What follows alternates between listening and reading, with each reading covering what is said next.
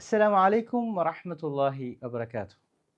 ബിസ്മില്ലാഹ് വൽഹംദുലില്ലാഹ് അസ്സലാത്തു വസ്സലാമു അലാ റസൂലിഹിൽ അമീൻ. അൽഹംദുലില്ലാഹ്. നിങ്ങളൊക്കെ വളരെ ആകാംക്ഷയോടെ ക്യൂരിയോസിറ്റിയോടെ കാത്തിരിക്കുകയായിരിക്കും അല്ലേ? കഴിഞ്ഞ എപ്പിസോഡിൽ നമ്മൾ സൂറത്തു റൂമിൻ്റെ സ്റ്റോറി പറഞ്ഞല്ലോ. സ്റ്റോറി അല്ല, ഹിസ്റ്ററിയാണത്. സൂറത്തു റൂമിൽ അള്ളാഹു നടത്തിയ പ്രവചനത്തെക്കുറിച്ച് പറഞ്ഞല്ലോ. ടു ടൈപ്സ് ഓഫ് പ്രവചനം അല്ലേ? ഒന്ന്, അന്ന് പരാജയപ്പെട്ട, ഒരിക്കലും വിജയിക്കാൻ സാധ്യതയില്ലാത്ത റോം വിജയിക്കും, പേർഷ്യക്കാർ പരാജയപ്പെടും അല്ലേ എന്ന ഒരു ഖുറാൻ്റെ ഒരു പ്രവചനം. രണ്ടാമത്തെ എന്താ? അന്ന് മക്കയിൽ വളരെ പ്രയാസത്തിൽ കഴിയുന്ന, ദീനിനു വേണ്ടി നിന്നുകൊണ്ട് മാത്രം, ദീനിൽ ലൈഫ് സബ്മിറ്റ് ചെയ്തുകൊണ്ട് മാത്രം കഷ്ടപ്പാടിൽ നിൽക്കുന്ന മുസ്ലിങ്ങൾ വിജയിക്കും എന്ന ഒരു പ്രൊഫസി അല്ലേ? ഇതിലെന്താ സംഭവിച്ചതെന്നല്ലേ നമ്മളിങ്ങനെ ആലോചിക്കുന്നുണ്ടാവുക. സൂറത്ത് റൂമിലെ ആയത്തുകൾ ഓതിയിട്ട് നമുക്ക് ആ സ്റ്റോറിയുടെ ബാക്കി ഭാഗം പറയാം. അഊദു ബില്ലാഹി മിനശ് ശൈത്വാനിർ റജീം. ബിസ്മില്ലാഹിർ റഹ്മാനിർ റഹീം. അലിഫ് ലാം മീം. غلبت الروم في أدنى الأرض وهم من بعد غلبهم سيغلبون. അപ്പോൾ ഒരു വശത്ത് നമ്മൾ കാണുന്നത് മക്കയിൽ മർദ്ദിതരും നിസ്സഹായരുമായി കഴിയുന്ന കുറച്ച് മുസ്ലിങ്ങളുണ്ട് അല്ലേ? ഈ ഒരു പ്രവചനം നടത്തിയതിന് ശേഷം 8 വർഷത്തോളം അവർക്ക് വിജയം ഉണ്ടാവുന്നതിൻ്റെ ഒരു സാധ്യതയും ഒരു സൂചന പോലും ഉണ്ടായിരുന്നില്ല. അങ്ങനെയല്ല, വിജയിക്കുന്നുള്ളതിൻ്റെ ഒരു സൂചന പോലും ഉണ്ടാവില്ല. പിന്നെ പറഞ്ഞത് എന്താണ്? അവിടെ റോമക്കാരെ കുറിച്ചാണ്. റോമക്കാർ ഈ ആയത്ത് ഇറങ്ങിയ ശേഷം വീണ്ടും വീണ്ടും പരാജയപ്പെട്ടുകൊണ്ടിരിക്കുക. അങ്ങനെ ഉണ്ടാവൂലേ? പിന്നെ വിജയത്തിൻ്റെ സാധ്യതയേക്കാൾ വീണ്ടും വീണ്ടും പരാജയപ്പെട്ടുകൊണ്ടിരിക്കുകയാണ്. എന്നാൽ നമ്മൾ പിന്നീട് കാണുന്നത് AD 619 ഈജിപ്ത് മുഴുവൻ പേർഷ്യയുടെ കീഴിലായി. ഈജിപ്ത് മുഴുവൻ കീഴിലായി. മജൂസി സൈന്യം ട്രിപ്പള്ളിയുടെ അടുത്തെത്തിയുന്നുണ്ട്. അങ്ങനെ അവിടെ അവരുടെ കൊടി നാട്ടുന്നുണ്ട്. റോമാ സൈന്യത്തെ അവർ ഏഷ്യാ മൈനറിൽ നിന്ന് ബാസ്ഫോറസ് തീരത്തോളം തള്ളിക്കയറ്റാണ്. എന്ന് വെച്ചാൽ അവരിങ്ങനെ ഓടിക്കുകയാണ്. AD 614 പേർഷ്യൻ പട സാക്ഷാൽ കോൺസ്റ്റാന്റിനോപ്പിളിന് തൊട്ടടുത്ത ചൽക്ക്ഡോൺ എന്ന പ്രദേശം കീഴടക്കുന്നുണ്ട്. അപ്പോൾ സീസർ ഖുസ്രുവിൻ്റെ അടുത്തേക്ക് തൻ്റെ പ്രതിനിധികളെ അയക്കാണ്. എന്ത് വില കൊടുത്തും സന്ധി ഉണ്ടാക്കാൻ അല്ലേ, ഒരു എഗ്രിമെൻറ്റിലെത്താൻ താൻ തയ്യാറാണെന്ന് അദ്ദേഹം എന്ത് ചെയ്യുന്നു? താഴ്മയോടെ അപേക്ഷിക്കാട്ടോ. പക്ഷെ ഖുസ്രു അഹങ്കാരിയായി മാറിയത് നമ്മൾ പറഞ്ഞല്ലോ. പക്ഷേ അതുകൊണ്ട് അദ്ദേഹം പറഞ്ഞു, സീസർ എൻ്റെ സന്നിധിയിൽ വന്ന് സ്വന്തം വാള്, സ്വന്തം ആയുധം അടിയറ വെക്കണം.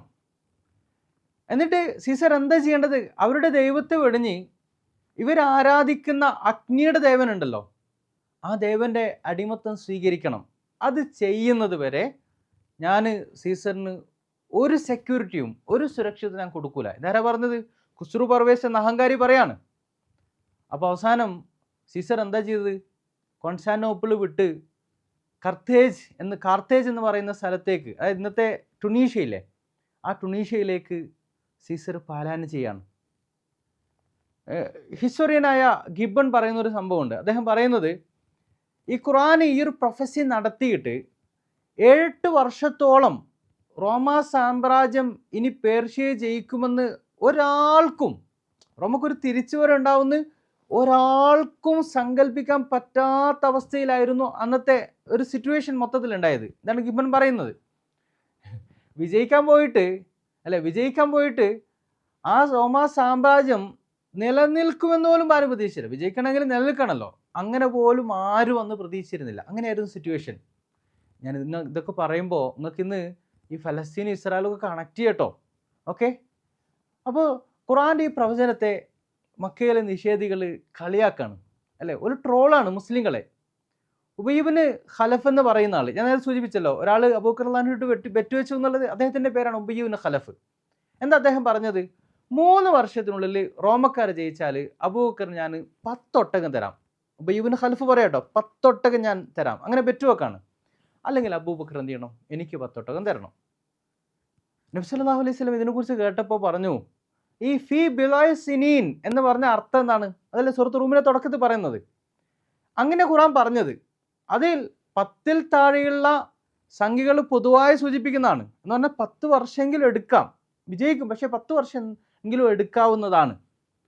അതുകൊണ്ട് അറബി ഭാഷയിൽ ബിള എന്ന വാക്ക് ഉപയോഗിക്കുന്നത് ഈ ഒരു അർത്ഥത്തിലായതുകൊണ്ട് അബൂബക്കർ സിദ്ദീഖ് റളിയല്ലാഹുവിനോട് പറയാണെന്ത്, നിങ്ങൾ എന്ത് ചെയ്യണം? 10 വർഷത്തിനുള്ളിൽ എന്നാക്കി മാറ്റണം. അങ്ങനെ ഒട്ടകത്തിൻ്റെ എണ്ണം എന്ത് ചെയ്തോ? 100 എണ്ണാക്കി വർദ്ധിപ്പിച്ചോ, അല്ലെ 3 10 ആക്കിക്കോ, ഒട്ടകത്തിൻ്റെ എണ്ണം 100 എണ്ണാക്കി വർദ്ധിപ്പിച്ചോ. അങ്ങനെ ഇതനുസരിച്ച് അബൂബക്കർ റളിയല്ലാഹു ഉബയ്യുവിനെ സംസാരിക്കുകയാണ്. അങ്ങനെ ഉബയ്യുവിനെ സംസാരിച്ചിട്ട് 10 വർഷത്തിനുള്ളിൽ ആരുടെ വാദമാണോ പിഴക്കുന്നത് അയാൾ എന്ത് ചെയ്യണം? മറ്റേ അയാൾക്ക് 100 ഒട്ടകം നൽകണമെന്നാക്കി, അല്ലെ ആരുടെ വാദമാണോ തോൽക്കുന്നത് അവരെന്ത് ചെയ്യണം? വിജയിക്കുന്ന ആൾക്ക് 100 ഒട്ടകം കൊടുക്കണം. AD 622 നബി സല്ലല്ലാഹു അലൈഹി വസല്ലമ മദീനയിലേക്ക് ഹിജ്റ ചെയ്യുന്നുണ്ട്. സീസർ ഹെർക്കുലീസ് കോൺസ്റ്റാന്റിനോപ്പിൾ വിട്ട് കരിങ്കടൽ വഴി തറാബ്സോണിലേക്കും പോകുന്നുണ്ട്. നിങ്ങൾ നോക്കണം കേട്ടോ, ഇങ്ങനെ പരസ്പരം കണക്റ്റായ കുറേ സംഭവങ്ങളുണ്ട്.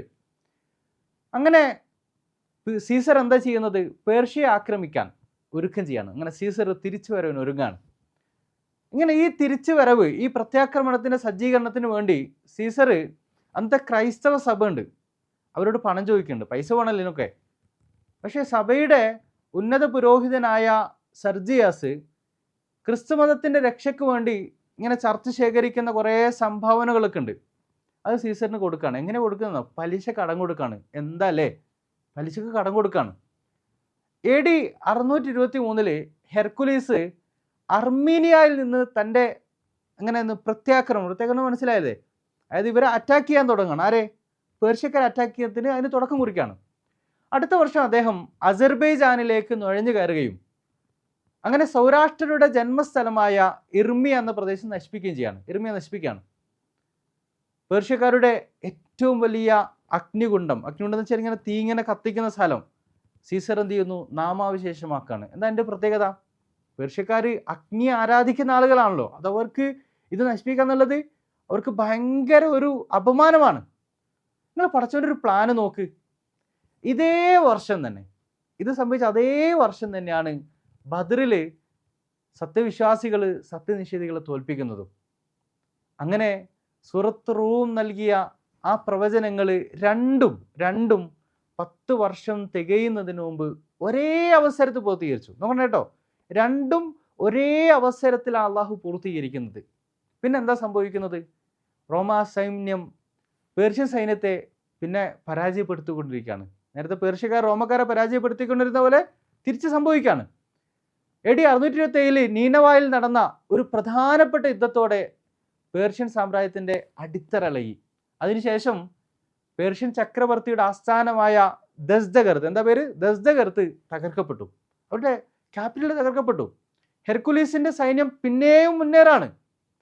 AD 628 ഖുസ്രു പർവേസിനെതിരിൽ കൊട്ടാരത്തിൽ വിപ്ലവം ഉണ്ടായി. അദ്ദേഹത്തിൻ്റെ കൊട്ടാരത്തിൽ അദ്ദേഹത്തിനെതിരെ തന്നെ ആളുകൾ പ്രവർത്തിക്കാൻ തുടങ്ങി. പടച്ചവൻ്റെ പ്ലാന് നോക്ക്, അദ്ദേഹത്തെ കെട്ടിയിടാണ്, ബന്ധനസ്ഥനാക്കുകയാണ്. സ്വന്തം കൺമുമ്പിൽ വെച്ച് അദ്ദേഹത്തിൻ്റെ 18 മക്കൾ കൊല്ലപ്പെട്ടു. 18 മക്കൾ കൊല്ലപ്പെട്ടു. ഏതാനും ദിവസങ്ങൾക്കകം ജയിലിലെ പീഡനങ്ങൾ മൂലം പർവേസും മരിക്കാട്ടോ, ആ രാജാവ് മരിക്കുകയാണ്. ഈ വർഷത്തിലാണ് ഖുർആൻ മഹത്തായ വിജയം എന്ന് വിശേഷിപ്പിച്ച ഹുദൈബിയ സന്ധി ഉണ്ടായത്, അല്ലേ? ഇന്നാ ഫതഹ്നാ ലക ഫത്ഹം മുബീനാ. ഈ വർഷത്തിൽ തന്നെയാണ് പർവേസിൻ്റെ പുത്രനായ ഗബാദ് രണ്ടാമൻ പേർഷ്യ പിടിച്ചടക്കിയ റോമൻ പ്രദേശങ്ങളെല്ലാം വിട്ടുകൊടുക്കുകയും സാക്ഷാൽ ആ കുരിശ് റോമക്കാർക്ക് തിരിച്ചേൽപ്പിക്കുകയും റോമക്കാരുമായിട്ട് ഒരു അഗ്രിമെന്റിൽ എത്തുകയും ചെയ്തത്. നോക്കണം, അവരുടെ പരാജയം വീണ്ടും പരാജയത്തിലേക്ക് കൂപ്പുകുത്താണ്. AD 629 സീസർ അവർക്ക് പ്രിയപ്പെട്ട വിശുദ്ധ കുരിശ് അതിൻ്റെ സ്ഥാനത്ത് വെക്കാൻ വേണ്ടി, പ്രതിഷ്ഠിക്കാൻ വേണ്ടി ബൈത്തുൽ മഖ്ദിസിലെത്താണ്, അല്ലേ? ബൈത്തുൽ മുഖദ്ദിസ്, അവിടെ എത്താട്ടോ. ഇതേ വർഷം തന്നെയാണ് നബി സല്ലല്ലാഹു അലൈഹി വസല്ലമ ഉംറത്തുൽ ഖളാഇന് വേണ്ടി ഹിജ്റയ്ക്ക് ശേഷം ആദ്യമായി മക്കയിലെത്തുന്നത്. നിങ്ങൾ അതിനെക്കുറിച്ച് സൂറത്തുൽ ഫതഹിൽ പഠിച്ചാൽ മനസ്സിലാവും. അതൊരു വലിയ വിജയത്തിലേക്കുള്ള ചവിട്ടുപടിയായിരുന്നു. അതിനുശേഷം ഖുർആന്റെ ഈ ഒരു പ്രവചനം തികച്ചും സത്യമായിരുന്നു എന്ന കാര്യത്തിൽ ആർക്കും സംശയം ഉണ്ടായിരുന്നില്ല. കാരണം ഒരു നേരിട്ട് കാണാമല്ലോ ഖുർആന്റെ പ്രവചനം, അതെപ്പോൾ നടത്തിയത്, പിന്നെ നേരിട്ട് അവർ കാണുന്നത് അത് വിജയിക്കുന്ന സന്ദർഭം കണ്ടാണ്. അതുകൊണ്ട് തന്നെ അറബിയിലെ നിരവധി ബഹുദൈവവിശ്വാസികൾ ആളുകൾ ഈ ദീനിലേക്ക് വരികയാണ്, ഇസ്ലാമിൻ്റെ ആളുകളായി മാറാണ്, സത്യവിശ്വാസികളായി മാറാണ്. ഉബയ്യ് ഖലഫ് മരിച്ചിരുന്നു കേട്ടോ. ഉബയ്യ് ഖലഫിൻ്റെ അനന്തരാവകാശികൾ ഇതിൽ പരാജയം സമ്മതിച്ച് എന്താ ചെയ്യുന്നത്? അബൂബക്കർ സിദ്ദീഖ് റളിയല്ലാഹുവിനോട് നേരത്തെ വാഗ്ദാനം ചെയ്തല്ലോ, എത്ര ഒട്ടകം കൊടുക്കുന്ന വാഗ്ദാനം ചെയ്തത്?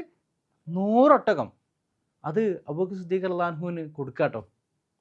പക്ഷേ അബൂബക്കർ സിദ്ദീഖ് റളിയല്ലാഹുവിന് സ്വീകരിക്കാൻ പറ്റുമോ? നമുക്ക് പെറ്റുവെക്കാൻ പറ്റുമോ? ഇല്ല. ശരീഅത്ത് നിയമപ്രകാരം ചൂതാട്ടം നിരോധിച്ചു അല്ലേ? ഖുർആൻ പറയുന്നില്ലേ ചൂതാട്ടം നിരോധിച്ചതിനെ കുറിച്ച്, അള്ളാഹു കള്ളും ഇതൊക്കെ നിരോധിച്ചതിനെ കുറിച്ച് ഖുർആൻ പറയുന്നുണ്ടല്ലോ.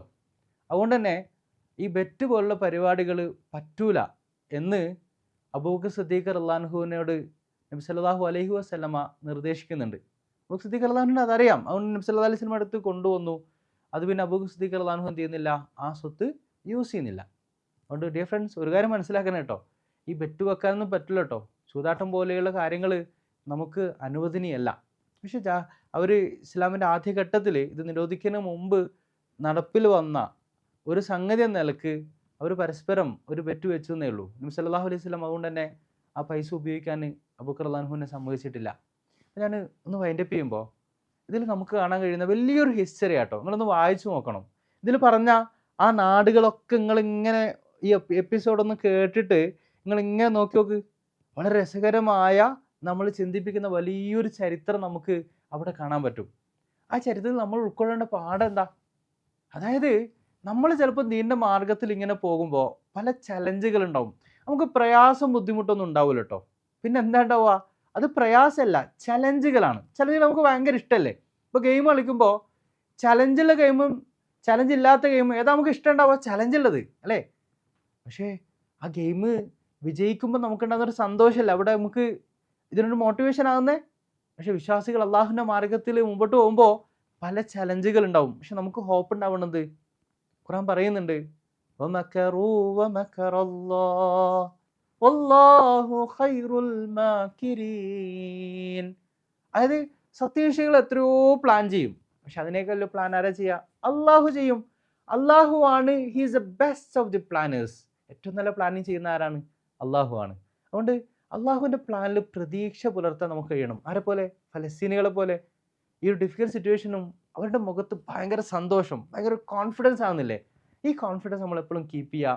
ഈ റോമിൻ്റെ ഈ ഒരു ചരിത്രം, റോമിൻ്റെ കാര്യത്തിൽ അള്ളാഹു നടത്തിയ ഈ ഒരു പ്രവചനം, ഈ ഒരു പ്രൊഫസി, അതേപോലെ തന്നെ ഡിഫിക്കൽട്ട് സിറ്റുവേഷനിൽ നിൽക്കുന്ന മുസ്ലിങ്ങൾക്ക് ഇമ്പോസിബിൾ എന്ന് മറ്റുള്ളവർക്ക് തോന്നിയിരുന്ന ഒരു വിജയം അള്ളാഹു വാഗ്ദാനം ചെയ്തത്, അത് പിന്നീട് പുലർന്നു കണ്ടത് നമുക്ക് ഈ ഒരു ഖുർആൻ്റെ ഡിവൈനിറ്റി അതിനുള്ള തെളിവായിട്ട് നമ്മൾ മനസ്സിലാക്കണം. കാരണം അന്നത്തെ സത്യനിഷേധികൾ ആളുകൾ ഈ ഒരു പ്രവചനം മനസ്സിലാക്കി, ഖുർആൻ്റെ ഡിവൈനിറ്റി മനസ്സിലാക്കി ഇതിലേക്ക് കടന്നു വരുന്നുണ്ട്. നമ്മൾ കൂടുതൽ കാര്യങ്ങൾ പഠിക്കുക, ഖുർആനുമായിട്ട് നമ്മളൊരു ആത്മബന്ധം, ഒരു കണക്ഷൻ കീപ്പ് ചെയ്യുക. അങ്ങനെ അള്ളാഹു സുബ്ഹാനഹു വ തആല ലൈഫിലെ ഏത് ചലഞ്ചസിനെയും അള്ളാഹുവിൽ പ്രതീക്ഷ അർപ്പിച്ച് ഓവർകം ചെയ്യുന്ന, ആ ഒരു പ്രതീക്ഷയോടെ, കോൺഫിഡൻസോടെ ഏത് ഡിഫിക്കൽട്ട് സിറ്റുവേഷനെയും ഫേസ് ചെയ്യുന്ന മുഅ്മിനീങ്ങൾ നമ്മൾ ഉൾപ്പെടുത്തി അനുഗ്രഹിക്കട്ടെ. അസ്സലാമു അലൈക്കും വറഹ്മത്തുള്ളാഹി വബറകാതുഹു.